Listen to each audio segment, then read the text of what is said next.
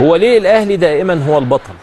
عشان الاجابه اللي احنا شايفينها قدام حضراتكم دي، عشان هو اللي بيقدر يعمل ريمونتادا في نفس المباراه، هو اللي بيقدر يرجع من شوط ضعيف جدا لشوط تاريخي للنادي الاهلي، هو اللي بيقدر يعمل نتيجه ايجابيه في عز ما هو مش موفق الشوط الاول، هو اللي لعبته بتقدر تتحول 180 درجه من تألق ضعيف جدا لتألق كبير جدا جدا.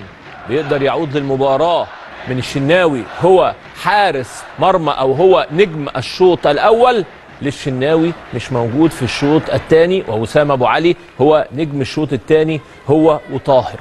تحول كبير جدا جدا للنادي الاهلي، وعكس الكلام 180 درجه حضرتكم هتسمعوه.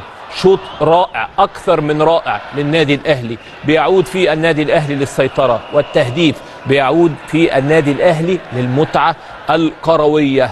ده حال كرة القدم. كرة القدم ما فيهاش ثوابت. النادي الأهلي يفوز على سيراميكا 5 أهداف مقابل هدفين.